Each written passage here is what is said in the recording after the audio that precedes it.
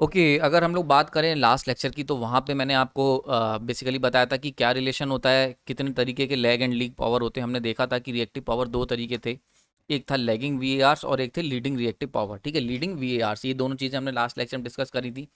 ये बहुत ही important slide थी। यहाँ पे मैंने बताया था कि किस तरीके से हमारे पास अगर इंडक्टर है तो वो एब्जॉर्व करेगा लैगिंग वीएआरस को और डिलीवर करेगा लीडिंग वीएआरस को। ये सारी चीज़ें हमने सीखी थी।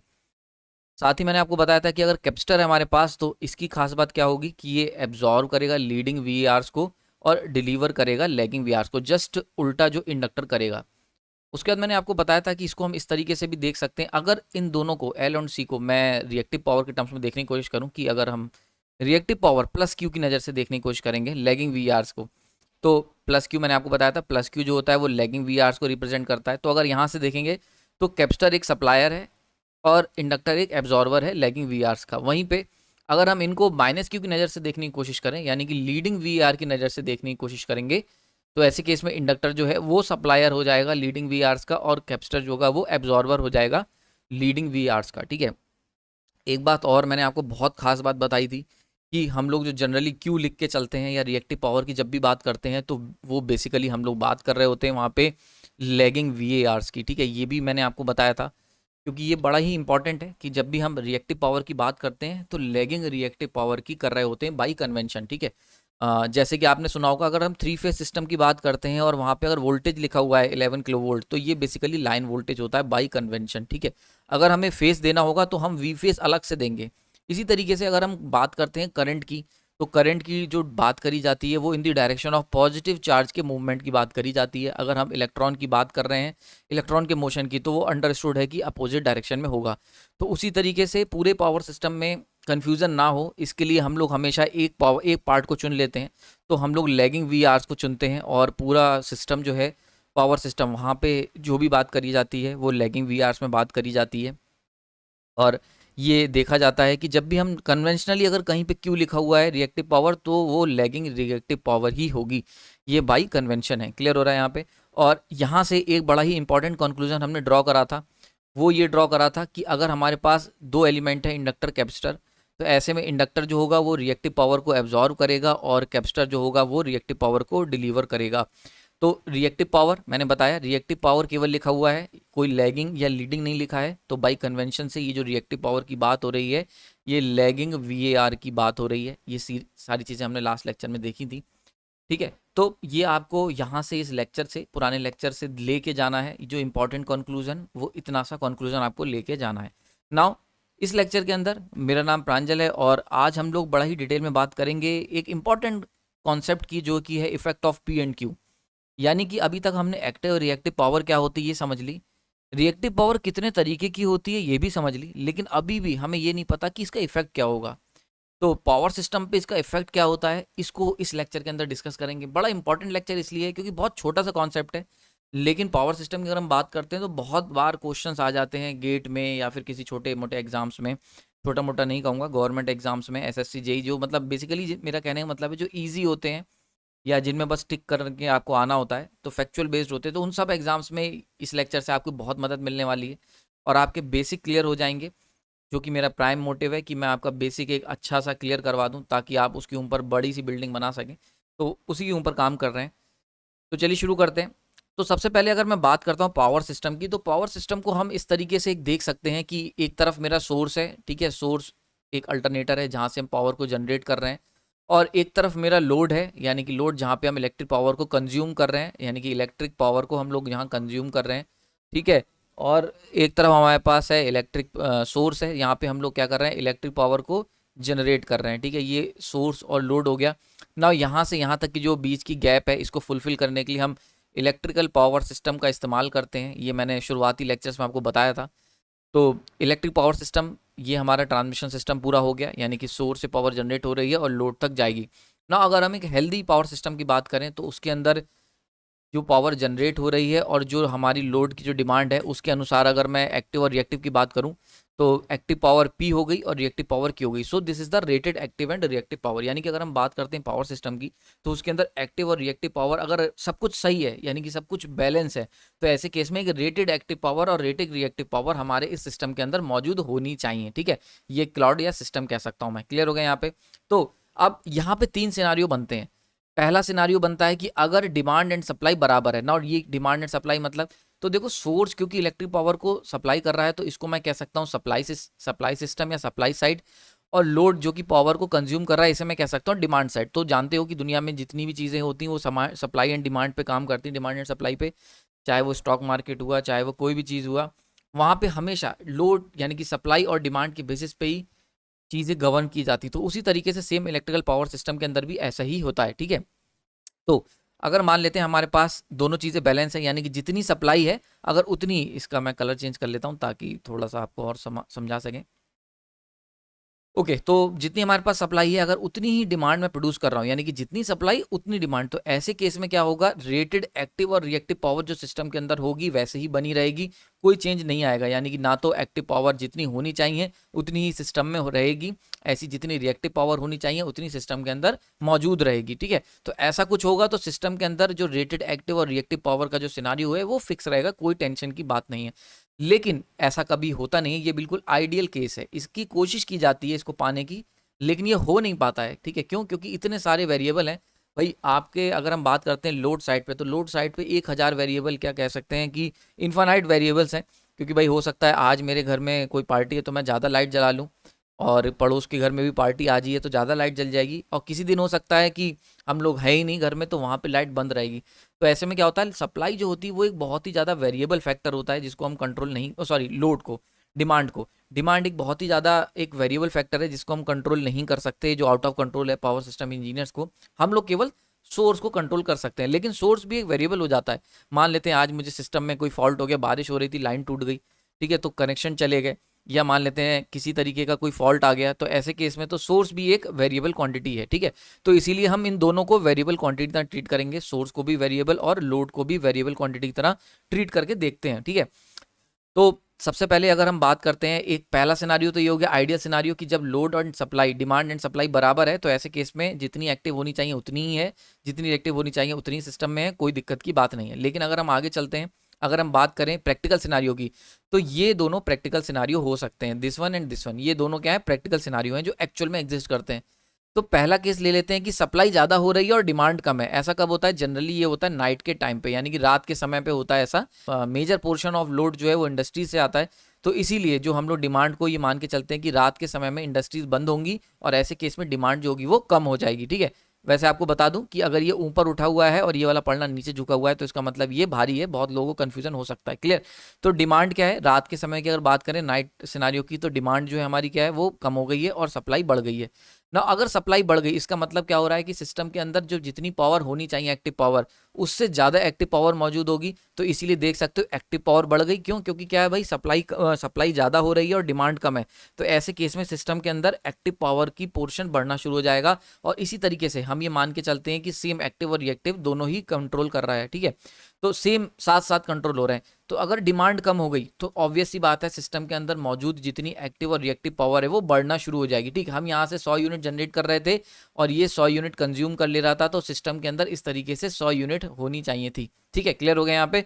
लेकिन अब अगर हम 80 यूनिट कंज्यूम कर रहे हैं और 100 बढ़ा रहे हैं, तो अब सिस्टम के अंदर कितना होगा? अब सिस्टम के अंदर 100 रही लेकिन कंज्यूम हो रही है 80, तो देखो 20 का डिफरेंस आने लग गया दोनों के बीच में। अब 20 का डिफरेंस आने लगेगा तो दोनों एक्टिव और रिएक्टिव पावर दोनों होंगी वो बढ़ना शुरू हो जाएंगी। ठीक है, तो हुआ क्या कि अगर मैं थोड़ा सा क्लीन कर लेता हूं, तो हुआ क्या कि अगर प्रैक्टिकल सिनारियो की बात करें जो कि लास्ट के दोनों सिनारियो हैं, तो अगर हमने क्या करा, डिमांड को कम कर दिया, जो कि नाइट के टाइम पे जनरली होता है, डिमांड कम हो गई, सप्लाई उतनी ही मेंटेन रखी, तो ऐसे केस में सिस्टम के अंदर ये क्या हमारा इलेक्ट्रिक पावर सिस्टम, इसके अंदर एक्टिव पावर और रिएक्टिव पावर दोनों क्या होंगे, बढ़ना शुरू हो जाएंगे। ठीक है, वहीं पे अगर उल्टा हो गया, अगर ये मैक्सिमम सिनारियो में ये वाला केस होता है, यानी कि ये मोस्ट प्रैक्टिकल सिनारियो है, मोस्ट प्रैक्टिकल जो जनरली हमें देखने को मिलता है। अगर मोस्ट प्रैक्टिकल सिनारियो की बात करें तो होता क्या है कि डिमांड जो होती है, बेसिकली डिमांड बहुत ज़्यादा होती है और सप्लाई हम उतनी नहीं दे पाते हैं, जो कि जनरली एक होता है सिनारियो।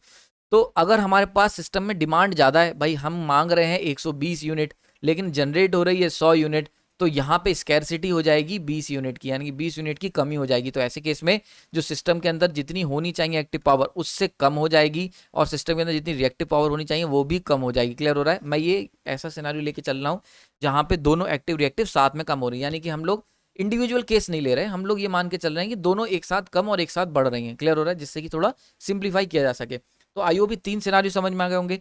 तो एक बार कंक्लूड कर लेते हैं कि अगर मान लेते हैं हमारे पास जितनी डिमांड है उतनी ही लोड, अगर हमें जितना लोड डिमांड है उतनी सप्लाई मिल रही है, तो ऐसे केस में जितनी कोई भी किसी भी तरीके की जो एक्टिव, जितनी एक्टिव होनी चाहिए उतनी सिस्टम के अंदर एक्टिव मौजूद होगी, जितनी रिएक्टिव होनी चाहिए उतनी रिएक्टिव सिस्टम में मौजूद है, कोई टेंशन की बात नहीं है। लेकिन अगर रात की बात करें और वहाँ पे क्या हो रहा है, सप्लाई अगर ज़्यादा हो गई तो सिस्टम के अंदर जितनी एक्टिव होनी चाहिए उससे ज़्यादा एक्टिव पावर मिल जाएगी, और सिस्टम के अंदर जितनी रिएक्टिव होनी चाहिए उससे ज़्यादा रिएक्टिव मौजूद रहेगी। वहीं पे अगर हम बात करते हैं डिमांड ज़्यादा है और सप्लाई कम है, तो ऐसे केस में क्या होगा, सिस्टम में जितनी एक्टिव पावर मौजूद होनी चाहिए हेल्दी सिस्टम में उससे कम मिलेगी। क्यों? क्योंकि स्कैरसिटी हो रही है। इसी तरीके से जितनी रिएक्टिव होनी चाहिए उससे कम रिएक्टिव पावर मौजूद होगी। क्यों? क्योंकि डिमांड ज़्यादा है और सोर्स मतलब सप्लाई हमारे पास कम है। ठीक है, ओके। तो अगर हम बात करें कंट्रोलिंग पैरामीटर्स की कि कौन कौन से पैरामीटर कंट्रोल करते हैं, तो ये बात बड़ा इंपॉर्टेंट है।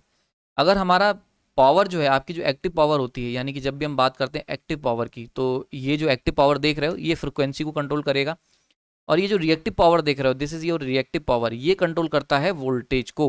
ठीक है, तो अगर हम बात करें एक्टिव पावर की तो ये आपकी फ्रिक्वेंसी को कंट्रोल करेगा, यानी कि अगर सिस्टम के अंदर जो पावर है, एक्टिव पावर जो है वो अगर रेटेड पावर के बराबर है, यानी कि जितनी एक्टिव पावर होनी चाहिए, जितनी रिक्वायरमेंट है उतनी ही अगर सप्लाई जनरेट कर रहा है, तो ऐसे केस में जो फ्रिक्वेंसी होगी वो रेटेड फ्रिक्वेंसी के बराबर होगी। इसका क्या मतलब हुआ कि अगर मान लेते हैं आपकी जो सिस्टम की फ्रिक्वेंसी होनी चाहिए, जो हम लोगों ने मार्क कर रखी है 50 हर्ट्ज इंडिया में, तो अगर जितनी सिस्टम के अंदर रेटेड पावर, जितनी डिमांड है, यानी कि जितनी अगर डिमांड है उतनी ही अगर सप्लाई हो रही है, तो ऐसे केस में जो सिस्टम के अंदर एक्टिव पावर होनी चाहिए उतनी ही है। तो ऐसे केस में पावर फ्रिक्वेंसी जो होगी आपकी, जो सिस्टम के अंदर फ्रिक्वेंसी होगी ट्रांसमिशन सिस्टम की या पावर सिस्टम की, वो रेटेड फ्रिक्वेंसी के बराबर होगी, यानी कि 50 हर्ट्ज। ठीक है, वहीं पे अगर हम बात करते हैं रिएक्टिव पावर की, तो रिएक्टिव पावर का डायरेक्ट इफेक्ट होता है वोल्टेज पे। नाउ कौन से वोल्टेज पे? तो रिसीविंग एंड के वोल्टेज पे डायरेक्टली इफेक्ट मिलता है। ठीक है, तो अगर हम यहाँ पे बात करें तो अगर सिस्टम के अंदर जितनी रिएक्टिव पावर होनी चाहिए उतनी ही है, यानी कि रेटेड मतलब जितनी होनी चाहिए और सिस्टम मतलब जितनी है, तो जितनी होनी चाहिए और जितनी है अगर ये दोनों बराबर हैं, तो ऐसे केस में supply voltage must be equal to the receiving end voltage. ठीक है, तो ऐसे केस में जितना वोल्टेज सप्लाई करोगे, यानी कि 11 केवी का अगर सप्लाई करेंगे तो 11 केवी ही मिलेगा मुझे रिसीविंग एंड पे। लेकिन अगर सिस्टम के अंदर जितनी रिएक्टिव पावर होनी चाहिए उससे कम बढ़ हुई, तो ये वोल्टेज जो होगा इनका भी अनइक्वल, यानी कि ये दोनों भी डिस्टर्ब हो जाएंगे। क्लियर हो रहा है? यहाँ पे इतनी चीज समझ में आ रही, कोई डाउट नहीं होना चाहिए। तो ये एक अगेन बड़ी इंपॉर्टेंट स्लाइड है जो आपको दिमाग में बसा के चलनी है कि एक्टिव पावर का डायरेक्टली इन्फ्लुएंस फ्रिक्वेंसी पे देखने को मिलेगा। यानी कि अगर तुमसे कहा जाए ट्रांसमिशन सिस्टम है आपके पास, और मैं अगर आपसे कहता हूं कि ये बताओ कि भाई फ्रिक्वेंसी जो है सिस्टम के अंदर, सॉरी एक्टिव पावर कैसी है, यानी कि डिमांड एंड सप्लाई के बीच में रिलेशन क्या है, यानी कि जितनी एक्टिव होनी चाहिए क्या उतनी है, तो कैसे जज करोगे? आप तुरंत मीजर करेंगे फ्रिक्वेंसी को। ठीक है, और जैसे ही फ्रिक्वेंसी को मीजर करोगे, अगर फ्रिक्वेंसी 50 हर्ट्ज निकल के आ गई, तो इसका मतलब क्या हुआ, सिस्टम के अंदर जितनी एक्टिव पावर होनी चाहिए उतनी ही सिस्टम के अंदर मौजूद है। क्लियर हो रहा है यहाँ पे? इसी तरीके से अगर मैं कहता हूं आप ये बताइए कि सिस्टम के अंदर रिएक्टिव पावर कैसी है, यानी कि ज़्यादा है, कम है, कैसा है, तो इसके लिए आप क्या करोगे, तुरंत सप्लाई एंड वोल्टेज और रिसीविंग एंड वोल्टेज को मेजर करोगे।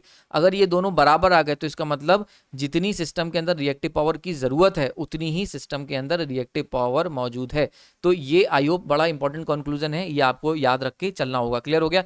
कोई डाउट नहीं होना चाहिए। यानी कि अगर एक्टिव पावर की हम चेक करने की कोशिश करें, जज करें, तो हम फ्रिक्वेंसी जज करेंगे, और रिएक्टिव पावर को अगर जज करें या इन्फ्लुएंस देखना चाहें तो वो वोल्टेज पे होगा।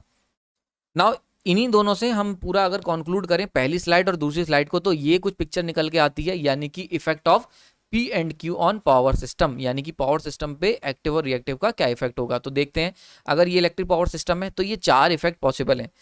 पहला इफेक्ट, अगर सिस्टम के अंदर जितनी एक्टिव पावर होनी चाहिए उससे ज़्यादा अगर हो गई, ठीक है, तो पहला सीन क्या है कि जितनी होनी चाहिए एक्टिव पावर उससे ज़्यादा पावर सिस्टम के अंदर मौजूद है, तो ऐसे केस में फ्रिक्वेंसी जो होगी वो शूट अप कर जाएगी, यानी कि 51 हर्ट्स 52 हर्ट्स समथिंग करके, यानी कि मोर देन 50 हर्ट्स आपको फ्रिक्वेंसी देखने को मिलेगी।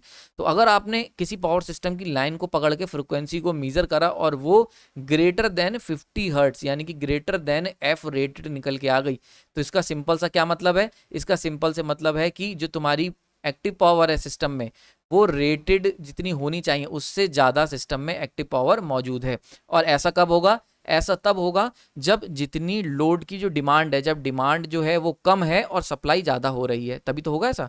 तो ये सारे सिनारियो आपको याद रखने, यानी कि एक सिंपल चीज़ से आप बहुत कुछ निकाल सकते हो। जस्ट अपोजिट केस, यानी कि अगर मान लेते हैं हमने, अगर सिस्टम के अंदर जितनी एक्टिव पावर होनी चाहिए उससे कम हो गई एक्टिव पावर, ठीक है, अगर उससे कम आ रही है एक्टिव पावर निकल के, तो ये इस केस में क्या होगा, इस केस में जो फ्रिक्वेंसी होगी, इस केस में जो फ्रिक्वेंसी होगी वो क्या होगी, डिप हो जाएगी, यानी कि 50 हर्ट्स की जगह हमें मिलेगी समथिंग लाइक 49.5 हर्ट्स, इस तरीके से कुछ कम रेटेड से फ्रिक्वेंसी मिलेगी, ठीक है। तो अगर आपने लाइन में अगेन सेम अगर हमने लाइन के अंदर एक फ्रिक्वेंसी मीजर करी, आपने ट्रांसमिशन लाइन पकड़ी और उसकी फ्रिक्वेंसी मीजर करी और वो लेस देन एफ रेटेड आई, यानी कि अगर वो 50 हर्ट्स से कम आ रही है, तो इससे क्या दो बातें निकाल सकते हो। पहली बात, ऐसे केस में जितनी सिस्टम के अंदर रेटेड एक्टिव पावर होनी चाहिए उससे कम पावर है सिस्टम के अंदर, यानी कि सप्लाई जो सिस्टम के अंदर जो होनी चाहिए सिस्टम, ठीक है, एक्टिव पावर जितनी होनी चाहिए उससे कम एक्टिव पावर सिस्टम के अंदर मौजूद है। क्लियर हो रहा है यहाँ पे, समझ में आ रही बात ये, ठीक।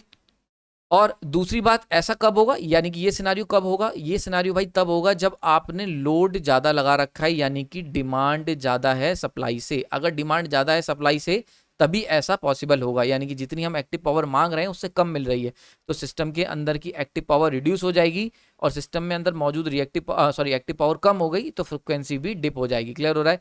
तो अगेन दो बातें निकाल सकते हो, अगर आपने फ्रिक्वेंसी निकाली हो लेस देन 50 हर्ट्ज या फिर रेटेड फ्रिक्वेंसी आई, तो वहां से ये दो बातें क्लियर हो जाएंगी। क्लियर हो रहा है यहाँ पे ना। अब चलते हैं रिएक्टिव पावर की तरफ। अगर सिस्टम के अंदर जितनी रिएक्टिव पावर होनी चाहिए क्यू रेटेड, अगर उससे ज़्यादा अगर रिएक्टिव पावर हो गई, तो ऐसे केस में वोल्टेज शूट अप कर जाएगा। वोल्टेज शूट अप का क्या मतलब हुआ, जैसे for example this is your supply end voltage and this is your receiving end voltage. अगर आपने मीजर करा, अगर रिसीविंग एंड वोल्टेज ज़्यादा आया निकल के सप्लाई एंड के वोल्टेज से, यानी कि तुमने भेजा था 11 किलो वोल्ट और मिल रहा है तुम्हें 12 किलो वोल्ट, अगर ऐसा कुछ सिनारी हुआ तो इसका सिंपल से मतलब है कि सिस्टम के अंदर मौजूद रिएक्टिव पावर क्या है, ज़्यादा हो गई है। यानी क्या हुआ है, यानी कि सिस्टम के यहाँ से क्या कंक्लूजन निकाल सकते हो, इस पर्टिकुलर अगर सीन होता है तो पहली बात, सिस्टम के अंदर जितनी रेटेड रिएक्टिव पावर होनी चाहिए उससे ज़्यादा है सिस्टम के अंदर। क्लियर हो गया। और ऐसा कब होगा, ऐसा तब होगा जब डिमांड कम है और सप्लाई ज़्यादा हो रही है, यानी कि अल्टरनेटर ज़्यादा रिएक्टिव पावर सप्लाई कर रहा है लेकिन डिमांड उतनी नहीं है। तो अगर डिमांड नहीं है और सप्लाई ज़्यादा हो रही है, तो इस तरीके के पर्टिकुलर सिनारियो में जो पावर सिस्टम होगा वहाँ पे हमें क्या मिलेगा, हमें वोल्टेज राइज अप दिखेगा, यानी कि रिसीव एंड का वोल्टेज ज़्यादा दिखेगा सप्लाई एंड से। वहीं पे अगर हम लोग बात कर लेते हैं जस्ट उल्टे सिनारियो की, अगर हमने ये हमारा सप्लाई एंड वोल्टेज है and this is your receiving end voltage, अगर रिसीविंग एंड वोल्टेज कम मिल रहा है सप्लाई एंड से, जो कि मोस्ट प्रोबेबिलिटी होती है, यानी कि सबसे ज़्यादा चांसेस होते हैं, यानी कि जो प्रैक्टिकल सिनारियो होते हैं, अगर प्रैक्टिकल सिनारियो की बात करें तो 90% केसेस में ऐसा ही होता है। ठीक, तो यानी क्या होगा, सप्लाई कर रहा हूं मैं 11 किलो वोल्ट और मिल रहा है मुझे 10 किलो वोल्ट। अगर फॉर एग्जांपल ले रहा हूं, जस्ट इसमें सीरियस मत लेना इसको, ठीक है, क्योंकि अंतर बहुत ज़्यादा मैंने बना दिया, जरूरी नहीं इतना अंतर हो, कम भी हो सकता है। अल्टीमेट स्टेटमेंट ये है कि सप्लाई अगर हम ज़्यादा कर रहे हैं और रिसीविंग एंड वोल्टेज कम मिल रहा है, तो इसका क्या मतलब हुआ, इसका सिंपल सा मतलब हुआ कि भाई आपके पास क्या है, सिस्टम के अंदर जो मौजूद रिएक्टिव पावर है वो डाउन हो गई है, यानी कि ये वाला सिनारियो। क्लियर हो रहा है यहाँ पे। तो अगर सिस्टम के अंदर मौजूद रिएक्टिव पावर जितनी होनी चाहिए, यानी कि क्यू रेटेड जितनी होनी चाहिए उससे कम है क्यू सिस्टम, यानी कि सिस्टम के अंदर मौजूद जो रिएक्टिव पावर है वो कम है जितनी होनी चाहिए। क्यू रेटेड मतलब जितनी होनी चाहिए और क्यू सिस्टम मतलब जितनी है, तो जितनी होनी चाहिए अगर उससे कम है रिएक्टिव पावर, तो ऐसे केस में सप्लाई एंड वोल्टेज ज़्यादा होगा और रिसीविंग एंड का वोल्टेज डिप कर जाएगा, तो वोल्टेज क्या होगा, डिप कर जाएगा। क्लियर हो रहा है यहाँ पे। तो ये चारों सिनारियो पॉसिबल है, यानी कि अगर हम बात करें पावर सिस्टम की तो ये 4 सिनारियो हो सकते हैं प्रैक्टिकल कंडीशन में। एक्टिव पावर जितनी होनी चाहिए उससे ज़्यादा हो सकती है, उससे कम हो सकती है, दोनों ही केसेस में फ्रिक्वेंसी इफेक्ट होगी। रिएक्टिव पावर अगर ज़्यादा हो सकती, कम हो सकती, उस केस में रिसीविंग एंड वोल्टेज को डायरेक्टली इफेक्ट होगा। क्लियर हो रहा है। नाउ यहाँ हो गया कि क्या क्या हो सकता है। अब अगर ये प्रॉब्लम आ गई, यानी कि अगर ये प्रॉब्लम आ जाती है पावर सिस्टम में, तो इसे टैकल कैसे करेंगे, तो उसके लिए देखते हैं। तो सबसे पहले अगर हम बात करते हैं एक्टिव पावर की, अगर मान लेते हैं सिस्टम के अंदर जितनी एक्टिव पावर होनी चाहिए पी रेटेड, अगर उससे कम या ज़्यादा होती है पी सिस्टम, यानी कि पी सिस्टम और पी रेटेड ये दोनों बराबर नहीं है, तो ये दो कंक्लूजन हो सकते हैं। पहला हो सकता है कि सिस्टम के अंदर जितनी रिएक्टिव एक्टिव पावर होनी चाहिए उससे ज़्यादा है, या जितनी होनी चाहिए उससे कम है।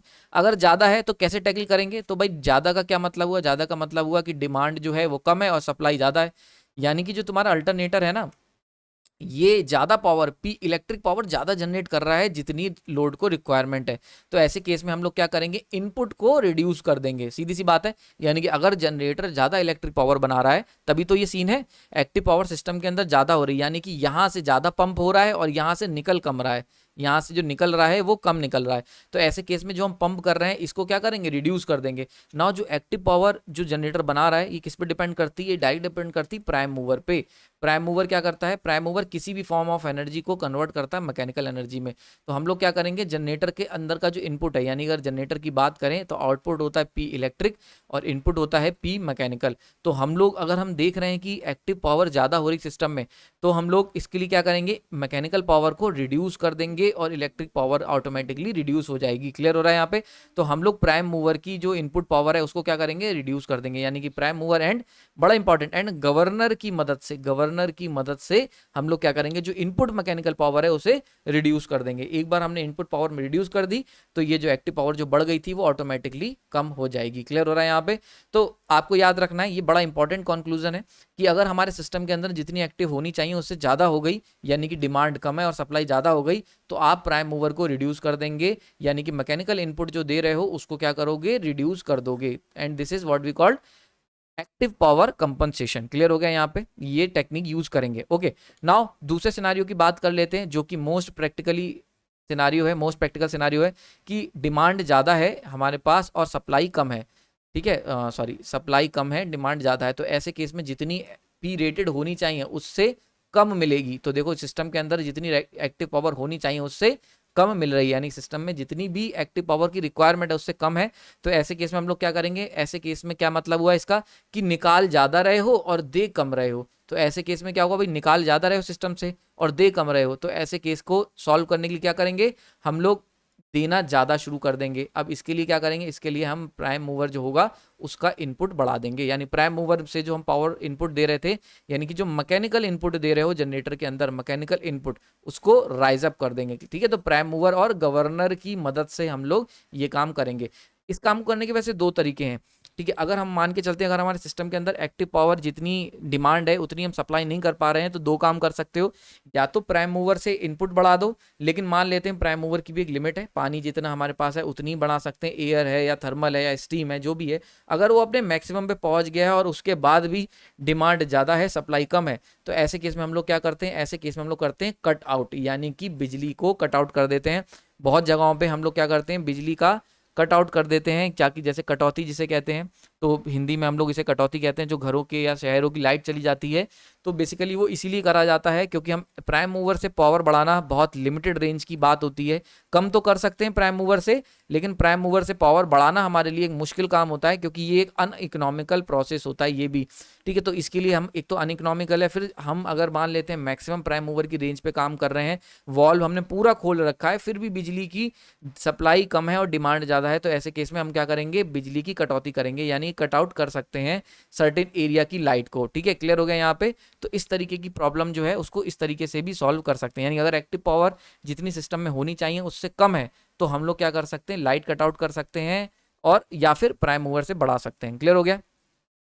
ये सारी जो चीजें बताई इन सबको नाम एक टेक्निकल टर्म दिया जाता है और उसको हम कहते हैं compensation technique. This is active power compensation technique. Clear हो गया।